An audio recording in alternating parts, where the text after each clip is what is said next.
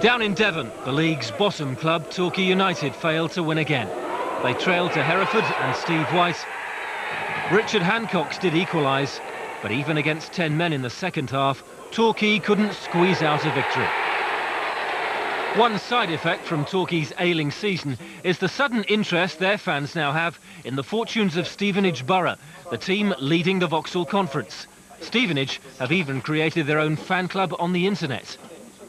If Stevenage win the conference, they're 4 points clear with 9 games to go. Torquay won't drop from the league, even if they finish bottom of Division 3. That's because Stevenage failed to make the necessary improvements to their stadium, just off the A1 in Hertfordshire, by the January deadline set by the Football League. The clubs say they'd have no problems making the alterations by the start of next season, but, like Kidderminster and Macclesfield before them, it looks like their route into the league is blocked by bureaucracy. In many ways, those ground regulations are making a nonsense of the pyramid structure between league and non-league.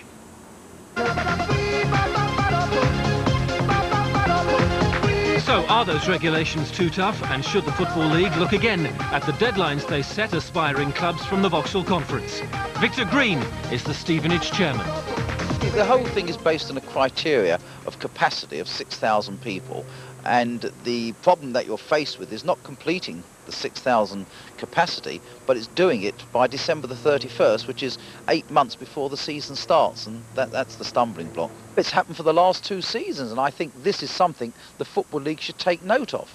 The whole basis of football is based on the pyramid, and we are at the peak of the pyramid, which is to allow clubs to promote themselves right through the ranks, as indeed Wimbledon have done over the years, Wickham and Barnet. Now then, they can't start denying the basis of football, and they've done this for 2 years now, and I think it's about time they looked at the rules to see if they're fair and just. Rules are rules, but rules, if I can use the old hackneyed saying, rules are there to be broken. You can't have rules if they're not correct and they're not proper, and any rules, if they're good enough, should be able to be challenged, to be debated and to be discussed. We've had some dialogue, but it's rather negative at the moment, and at the time of this interview we're still waiting to hear from them concerning the reasoning behind a December 31st deadline. The town have always wanted league football, and this is the reason that I came in as chairman, is to try and give them league football.